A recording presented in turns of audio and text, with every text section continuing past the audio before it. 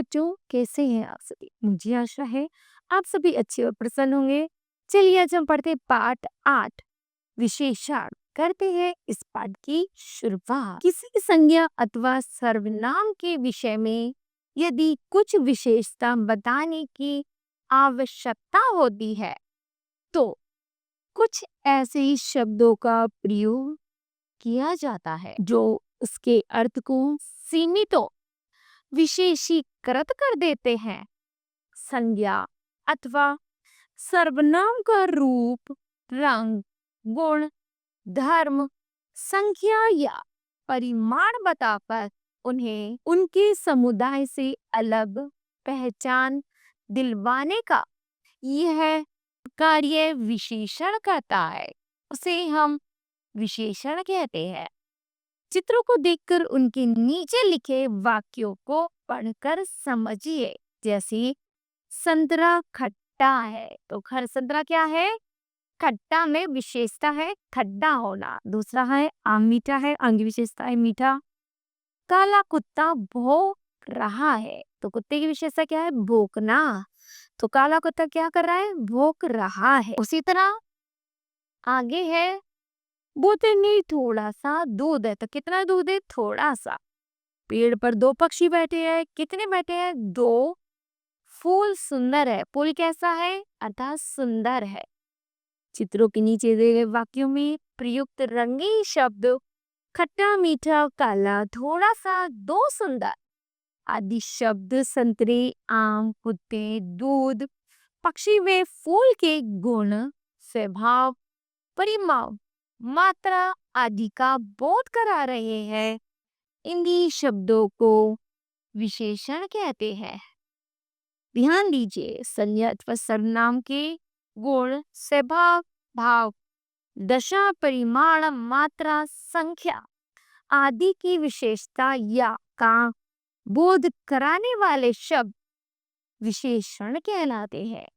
विशेषण जिन शब्दों की विशेषता बताते हैं उन्हें विशेष्य कहते हैं। विशेषण के भेद। विशेषण के भेद है गुणवाचक विशेषण, संख्यावाचक विशेषण, परिमाणवाचक विशेषण, सार्वनामिक विशेषण और व्यक्तिवाचक विशेषण। ठीक है, चलिए सबसे पहला पढ़ते हैं गुणवाचक विशेषण किसे कहते हैं।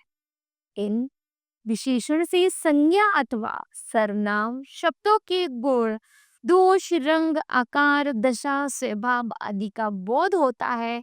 उसे हम गुणवाचक विशेषण कहते हैं। जैसे लाल सेब बहुत मीठा होता है। दूसरा, वह बूढ़ी स्त्री बहुत ईमानदार है। आगे, तुम्हारा घर बहुत सुंदर है। और नंबर 4, भारत के संत दयालु व परोपकारी है। ठीक है, आगे है संख्यावाचक विशेषण।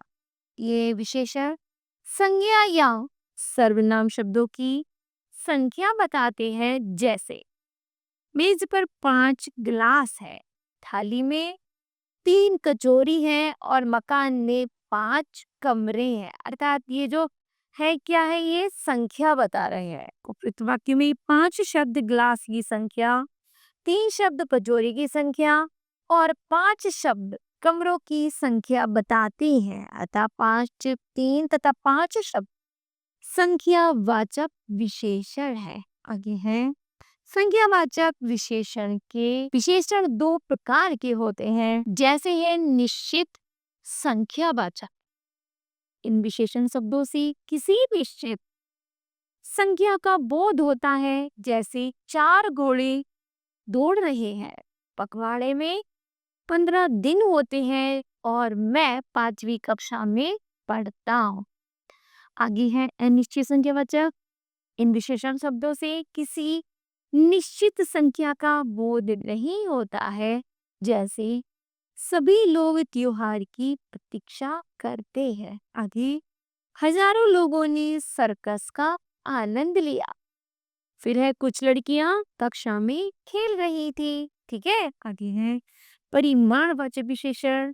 परिमाणवाचक विशेषण से संज्ञा या सर्वनाम शब्दों की मापतोल, परिमाण ज्ञात होती है। जैसे बाजार से 5 किलो आटा लाओ, हमें 3 लीटर डीजल की आवश्यकता है। आगे ग्लास में पर्याप्त जल है। और नंबर 4 पर है दुकान में बहुत कम बर्तन है। कुछ परिमाणवाचक विशेषण की मापतोल निश्चित होती है तथा कुछ की अनिश्चित। इस आधार पर परिमाणवाचक विशेषण दो प्रकार के होते हैं। पहला है निश्चित परिमाणवाचक विशेषण। ये विशेषण किसी वस्तु या पदार्थ की निश्चित माप तोल का बोध कराते हैं। जैसे 1 किलो दाल और 2 लीटर केरोसिन ले आओ, तो यह मात्रा मापतोल पूरा निश्चित बता रहे हैं। दूसरा, डेयरी से 4 लीटर दूध खरीद लाओ। ठीक है। आगे है अनिश्चित परिमाणवाचक विशेषण। इन विशेषणों से किसी वस्तु या पदार्थ की निश्चित माप तोल का बोध नहीं होता। जैसे बोरे पे रुई कम है, तो कितनी रुई है नहीं पता, बस ये पता है कम है, तो यहाँ पर क्या अनिश्चित परिमाण है। आगे ग्लास में चाय अधिक है, तो ग्लास में चाय कैसी है, अधिक है। मापतोल कुछ भी नहीं है। आगे है उसने सारा जूस पी लिया। आगे है सार्वनामिक या संकेतवाचक विशेषण। ये विशेषण किसी संज्ञा की ओर संकेत करते हैं। जैसे वह लड़की कौन है। दूसरा, ये पतंगे मेरी है। यह लड़का पढ़ने में होशियार है। वे गुड़ते किसके हैं। आगे सर्वनाम तथा सार्वनामिक विशेषण में अंतर। जब सर्वनाम शब्द यह वह ये वे वाक्य में अकेले प्रयुक्त होते हैं, अर्थात संज्ञा के स्थान पर प्रयुक्त किए जाते हैं, तब ये सर्वनाम कहलाते हैं। परंतु जब इन शब्दों के साथ संज्ञा शब्द का प्रयोग होता है, तब ये सार्वनामिक विशेषण कहलाते हैं। जैसे वह कार्यालय गया है, तो वह कौन है, सर्वनाम है। ठीक, तो हमने लिखा वह आदमी, तो आदमी की संज्ञा की क्या है, विशेषता है वह आदमी। तो आदमी क्या हुआ, सार्वनामिक विशेषण। उसी तरह दूसरा है छत पर कोई है, तो कोई क्या है, सर्वनाम। और यदि कोई छत पर कोई लड़का है, तो ये हो गया सार्वनामिक विशेषण। ठीक है। आगे व्यक्तिवाचक विशेषण। ये विशेषण व्यक्तिवाचक संज्ञाओं से बनाए जाते हैं। जैसे लंबड़ा आम पूरे भारत में प्रसिद्ध है। दूसरा, इलाहाबादी अमरूद बहुत मीठे होते हैं। फिर है प्रविशेषण। कुछ पद विशेषण की विशेषता बताते हैं।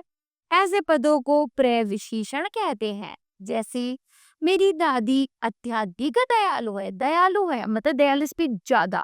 विशेषण की भी विशेषता बताने वाले शब्द कहलाते प्रविशेषण। कार्तिक बड़ा ही ईमानदार लड़का है। उसके बाद है जिराफ बहुत अधिक लंबा है। उपयुक्त वाक्य में विश्लेषण दयालु, लंबा, ईमानदार से पहले प्रयुक्त पद है। जैसे अत्यधिक, बहुत, बड़ा ही, है ना। अत्यधिक, बड़ा ही, बहुत, ये जो शब्द है ये क्या है, प्रविशेषण शब्द है। ठीक है बच्चों। आगे है विशेषण की अवस्थाएं। जब विशेषण के द्वारा व्यक्तियों, वस्तुओं, पदार्थों तथा स्थानों आदि के गुण दोषों की तुलना की जाती है, तो विशेषण वह रूप विशेषण की अवस्था कहलाता है। तुलना की दृष्टि से विशेषण की 3 अवस्थाएं होती हैं। मूलावस्था, उत्तरावस्था और उत्तमावस्था। पहला है मूलावस्था। विशेषण के इस रूप से केवल एक विशेष्य की विशेषता को प्रकट किया जाता है। अर्थात विशेषण अपने मूल रूप में होता है। जैसे विनीत लंबा है और रमन प्रिय है। उत्तरावस्था है विशेषण के इस रूप से 2 विशेष्यों जैसे व्यक्तियों, वस्तुओं, पदार्थों आदि की आपस में तुलना की जाती है तथा किसी एक विशेष्य की विशेषता को अधिक प्रकट किया जाता है। जय यश विनीत से अधिक लंबा है। दूसरा, अमन रमन से प्रियतर है अर्थात अधिक प्रिय है। फिर है उत्तमावस्था। विशेषण के इस रूप से एक विशेष्य को अन्य सभी विशेष्यों से बढ़कर बनाया जाता है। जैसे विवेक सबसे अधिक लंबा है। फिर है शुभम परिवार में प्रियतम है। ठीक है, आगे है। नीचे कुछ विशेषणों की 3 अवस्थाएं दी गई है, इन्हें पढ़कर और याद कीजिए। पहला है विशाल का विशालतर, उत्तमावस्था विशालतम, कठिन का कठिनतर और कठिनतम, निकट का निकटतर और निकटतम, योग्य का योग्यतर और योग्यतम। उसी तरह है सुंदर का सुंदरतर सुंदरतम, तीव्र का तीव्रतर और तीव्रतम, निम्न का निम्नतर और निम्नतर, और उच्च का है निम्नतर और निम्नतम। उच्च का है उच्चतर और उच्चताएं। ठीक है, आगे हैं कुछ विशेषणों से पूर्व अधिक व सबसे अधिक या सर्वाधिक लगाकर भी विशेषण की अवस्थाएं बनाई जाती हैं। जैसे चौड़ा, अधिक चौड़ा और सबसे चौड़ा, मोटा, अधिक मोटा और सर्व से अधिक मोटा अर्थात सर्वाधिक मोटा। फिर विशेषण निम्न प्रकार से बनाए जाते हैं, जैसे संज्ञा से कैसे धन का धनी, सुख का सुखी, लोभ का लोभी, भाग्य का भाग्यशाली, सच का सच्चा और झूठ का झूठा। उसी तरह क्रिया से बनते हैं, जैसे अड़ना का अड़ियल, कमाओ, मरना का मरियल, पूजना को पूजनीय, बेचना का बिकाऊ और सड़ना का सड़ियल। ठीक, आगे है अव्यय से, ऊपर का ऊपरी, भीतर का भारी, बाहर का भारी, नीचे का निचला, पीछे का पिछला और सामने का है सामने वाला। इस तरह बच्चों यह पाठ समाप्त होता है। मुझे आशा है कि आप सभी को भी यह पाठ समझ आया होगा। धन्यवाद।